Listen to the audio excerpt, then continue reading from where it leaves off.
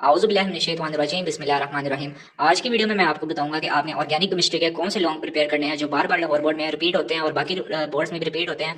तो आपने इस वीडियो को बिल्कुल स्किप नहीं करना, पूरा वॉच करना है। इंशाल्लाह ताला आपके पेपर में यही सवाल आएंगे। तो अब आपका वक्त ज़ाया किए बगैर अपनी वीडियो को स्टार्ट करते हैं। जैसे कि आप लोग जानते हैं कि हमारे पास 7 से लेकर 16 तक ऑर्गेनिक केमिस्ट्री होती है, और अगर आप ऑर्गेनिक केमिस्ट्री को अच्छे तरीके से कर लेते हैं तो आप आसानी से केमिस्ट्री को पास कर सकते हैं। आपने रिएक्शन से बहुत ज़्यादा प्रैक्टिस करनी है, बहुत ईजी होते हैं, बस एक दफ़ा आपके माइंड में चढ़ जाएँ तो बहुत ही आसान होते हैं। अब हमारे पास 7वें से स्टार्ट होते हैं ना, तो 7वां हमारे पास 118 पेज पे हम चलते हैं डायरेक्ट।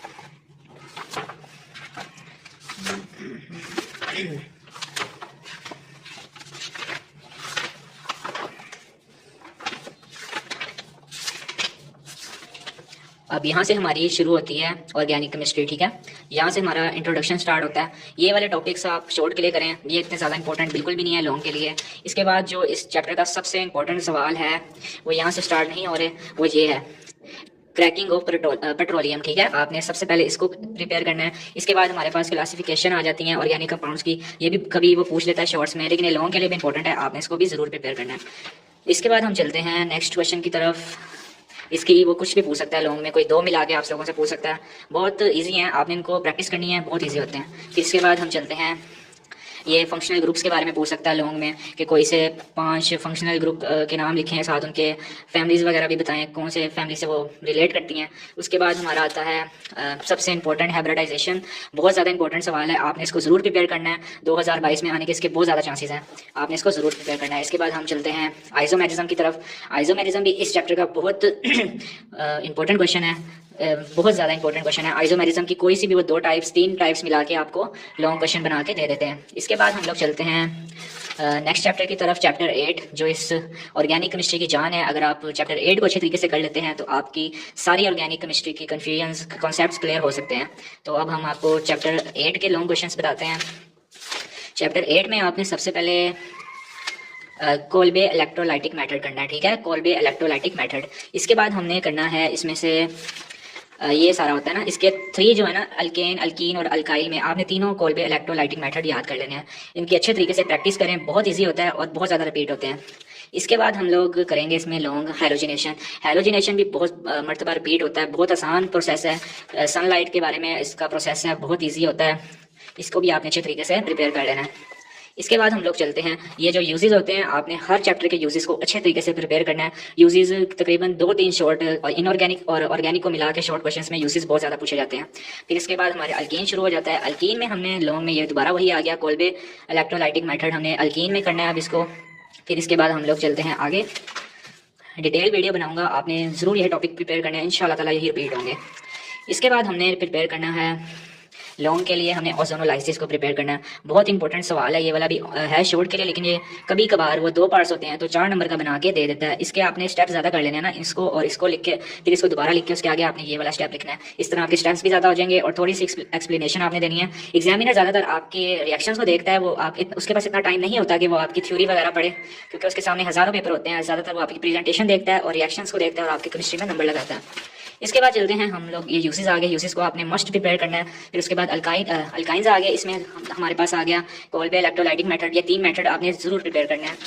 इसके बाद हम लोग चलते हैं नेक्स्ट, एडिशन ऑफ वाटर भी आ सकता है लॉन्ग में, बहुत ज़्यादा इंपॉर्टेंट है, इसको भी प्रिपेयर आपने एक दफ़ा देख लेना है। ज़्यादा इंपॉर्टेंट नहीं है लेकिन आ सकता है। फिर इसके बाद पॉलीमराइजेशन बहुत ज़्यादा इंपॉर्टेंट है, हमें स्पेशल एग्जाम में भी आया था और जो हमने फाइनल एग्जाम दिए थे उसमें भी रिपीट हुआ था। उसके बाद एसिडिक नेचर ऑफ अल्काइल इस चैप्टर की जान है, आपने इसको ज़रूर प्रिपेयर करना है, बहुत ईजी है। ये सारे रिएक्शंस हैं इसके, आपने रिएक्शंस को अच्छे तरीके से कर लेना है और ये यूजेस हैं, यूजेस को आपने मस्ट करना है।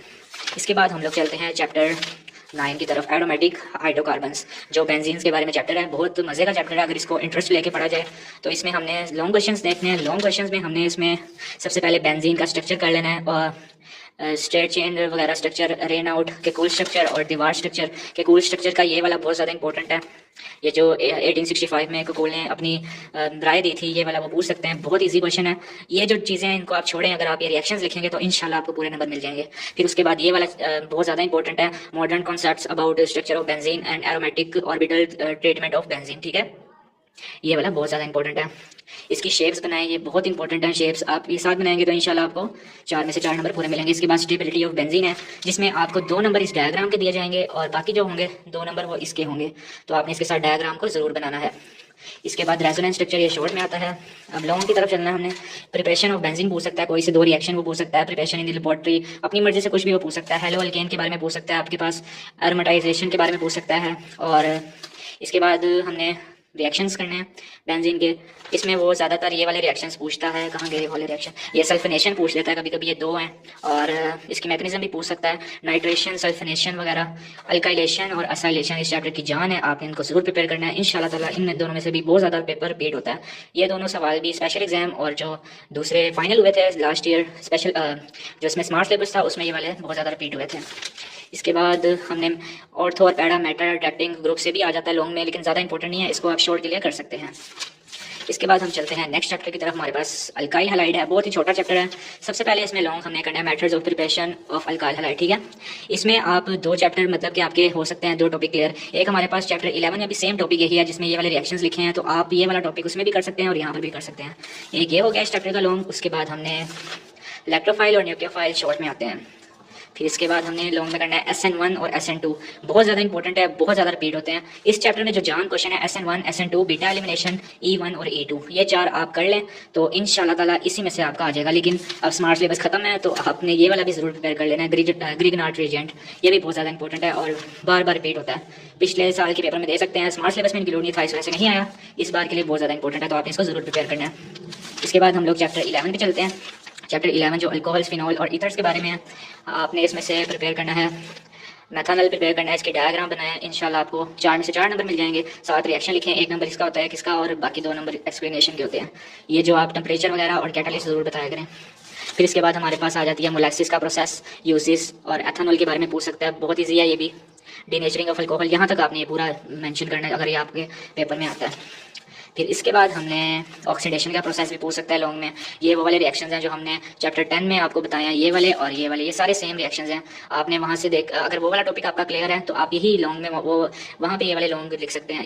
ये वाले रिएक्शन आप उस लॉन्ग में आसानी से लिख सकते हैं। फिर इसके बाद लूकस टेस्ट है जो बहुत ज़्यादा इंपॉर्टेंट है इस चैप्टर के लिए, आपने इसको भी ज़रूर प्रिपेयर करना है।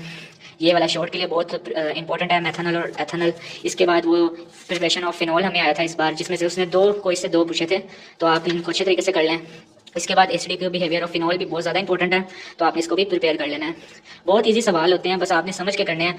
शुरू में मुझे भी बहुत ज़्यादा मुश्किल लगते थे। जब मेरा सेकंड ईयर का फाइनल का पेपर था तो मेरा सुबह मतलब कि ये हालत थी कि मैं रोने वाला हो गया था, बल्कि मैं रो ही रहा था। और मेरे घर वाले परेशान हो रहे थे कि पता नहीं क्यों रो रहा है। मुझे ऐसा लग रहा था कि मेरे माइंड से सारे रिएक्शंस निकल गए, लेकिन अल्लाह ताला ने मेरी इतनी मदद की कि मतलब कि पेपर में कोई रिएक्शन आया ही नहीं। आप लोग 2021 का फाइनल एग्जाम आप लोग चेक करें, उसमें कोई भी रिएक्शन पूछा ही नहीं उन्होंने, डेफिनेशंस वगैरह पूछी हैं। तो मेरा पेपर बहुत अच्छा हुआ और अल्हम्दुलिल्लाह मेरे केमिस्ट्री में 70 नंबर आ गए। बहुत अल्लाह का शुक्र अदा किया है कि 70 नंबर आए, और सबसे ज़्यादा मेरे नंबर भी केमिस्ट्री में आए थे। और इसके बाद हमने आपको लॉन्ग बताना है। पिछली दफ़ा ईथर इंक्लूड नहीं था, तो इस दफ़ा ईथर के आने के भी चांसेस हैं, लेकिन ज़्यादातर नहीं आएगा। आपने ये पीछे जो रिएक्शन है ना फिनॉल के, और ये वाला भी फॉर्मल्डिहाइड का जो है ना रिएक्शन, ये लॉन्ग में फुल बना के दे सकता है। इसके बाद हम लोग चलते हैं 12 चैप्टर पे। 12 चैप्टर भी बहुत ईजी है, थोड़ा लॉन्ग है लेकिन बहुत ईजी है। इसमें ये सारी चीज़ें शॉर्ट्स के लिए हैं, और ये जो मैंने हाईलाइटिंग किया है ये MD कैट के लिए किया है। इंशाल्लाह ताला मैं आपके लिए MD कैट की वीडियोस भी बनाऊंगा, बहुत जल्द आपके साथ अपना एक्सपीरियंस शेयर करूंगा और आपको गाइड करूंगा कि आपने किस तरह प्रिपेयर करना है। इसमें हमने ये जो प्रोसेस होते हैं ना, ये कोई भी पूछ सकता है वो बोर्ड में, ये एडिशन ऑफ हाइड्रोजन साइनाइड वगैरह, ये जो होते हैं ना nucleophilic addition reaction, base catalysed और एसिड कैटालाइज्ड, ये बहुत ज़्यादा इंपॉर्टेंट होते हैं। ये sodium bisulphide, Grignard reagent, condensation reaction बहुत ज़्यादा इंपॉर्टेंट है। अल्डोल कंडेंसेशन ये लॉन्ग के लिए बहुत ज़्यादा इंपॉर्टेंट है। अल्डोल और हेलोफॉर्म और कैनिजेरो ये बहुत तीनों ज़्यादा इंपॉर्टेंट है, बार बार रिपीट होते हैं। इनकी मैकेनिज्म बहुत ज़्यादा इंपॉर्टेंट है, इसकी मैकेनिज्म आपने जरूर प्रिपेयर करनी है।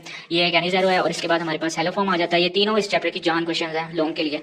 और बाकी ये फॉर्मल्डिहाइड, मेटाल्डिहाइड और पैराल्डिहाइड ये शॉर्ट के लिए प्रिपेयर कर लें।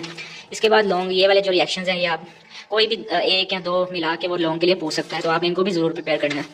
इसके बाद हम लोग चलते हैं रिडक्शन रिएक्शंस और रिडक्शन रिएक्शंस ही हैं हमारे पास यहाँ पे, और ऑक्सीडेशन रिएक्शंस हैं। रिडक्शन रिएक्शन और ऑक्सीडेशन रिएक्शन भी बहुत ईजी हैं। ये जो हमने स्टार्ट पे चैप्टर के किए हैं वही हैं, सेम टू सेम वही हैं। आपने वहाँ से अगर प्रिपेयर किया तो आपको यहाँ पे कोई मसला नहीं होगा। फिर इसके बाद हम लोग चलते हैं यूजेस की तरफ। यूजेस भी वो लॉन्ग में बना के दे सकता है। बार बार आपसे कह रहा हूँ कि हर चैप्टर के यूजेस को जरूर प्रिपेयर करें। इंशाल्लाह ताला आपको यूजेस में 3-4 शॉर्ट रिपीट हो जाते हैं। फिर उसके बाद ये वाले रिएक्शंस बहुत ज़्यादा इंपॉर्टेंट है। टोलेंट रिएजेंट और ये बेनेडिक्ट सॉल्यूशन, इनका तकरीबन सेम रिएक्शन है और बहुत ज़्यादा इंपॉर्टेंट है, बार बार रिपीट होते हैं। आपने इनको ज़रूर प्रिपेयर करना है। इसके बाद चलते हैं हम लोग चैप्टर 13 की तरफ। चैप्टर 13 में से शॉर्ट क्वेश्चंस आते हैं तो इसको हम स्किप करते हैं। शॉर्ट क्वेश्चंस के लिए होता है ये चैप्टर। अगर लॉन्ग आ रहा है तो बहुत ही कम आते हैं इसमें से लॉन्ग, और इसकी अगर पेयरिंग है भी है लॉन्ग में तो आप इसको प्रिपेयर ना करें, मशवरा है आपको शॉर्ट्स के लिए करें। और इसकी मैं शॉर्ट्स के लिए भी बहुत जल्द वीडियो बनाऊंगा जिससे आपकी सारी कन्फ्यूजन क्लियर हो जाएंगी। उम्मीद करता हूँ आपको आज की वीडियो बहुत पसंद आई होगी। अगर आप लोग और गेस्ट पेपर्स चाहते हैं, बाकी चैप्टर्स का मैं आपको इस तरह से नहीं बता सकता क्योंकि स्मार्ट सिलेबस में उनका नहीं था। जितना मुझे इल्म था और जितना मैंने पास्ट पेपर को देखा और मुझे लगता है कि ये वाले सवाल रिपीट हो सकते हैं, उनके बारे में मैंने आपको बताया। तो मेरे चैनल को जरूर सब्सक्राइब करें, लाइक करें। और अगर आपको किसी भी टॉपिक या किसी भी टॉपिक में मसला आ रहा है, जून में आपके पेपर आ रहे हैं 2022 में, तो जून में पेपर है 23 जून को आई थिंक पहला पेपर है सबका। तो किसी को कोई भी मसला है वो कमेंट सेक्शन में आके मुझे बता सकता है, मैं उसकी कन्फ्यूजन क्लियर करूंगा। आसानी से पास होने के फॉर्मूले भी बताऊंगा, वीडियोस बनाऊंगा। जिस रिलेटेड भी आपको वीडियो चाहिए आप कमेंट सेक्शन में आके बताएं। इंशाल्लाह ताला मैं आपको उस रिलेटेड वीडियो बना के जरूर गाइड करूंगा। इंशाल्लाह यही सवाल पेपर में रिपीट होंगे और बार बार यही रिपीट होते हैं। हमने एक साइकी बनाई हुई है कि एग्जाम में पता नहीं कहाँ से सवाल लेगा। हर साल यही क्वेश्चन रिपीट होते हैं। पिछले साल तो कोरोना था और हम कॉलेज वगैरह भी नहीं जा सके। इस साल तो आप लोगों की बहुत अच्छी तैयारी होगी, और जिनकी अच्छी तैयारी है उनके लिए ये वीडियो है, और जो मतलब कि सिर्फ पास होना चाहते हैं उनके लिए भी मैं बहुत जल्द वीडियो पोस्ट करूँगा, ठीक है। तो आपने ये वाले सवाल जरूर करने हैं जो मैंने आपको बताए हैं। उम्मीद करता हूँ आपको आज की वीडियो बहुत पसंद आई होगी। चैनल को लाइक करें, सब्सक्राइब करें और अपने दोस्तों के साथ शेयर करें जिन्होंने अभी तक कुछ नहीं पढ़ा। तो ये लॉन्ग क्वेश्चन वो प्रिपेयर करते हैं तो अल्लाह के फजल से वो पास हो जाएंगे। मिलते हैं एक नई वीडियो के साथ, तब तक के लिए अल्लाह हाफिज़।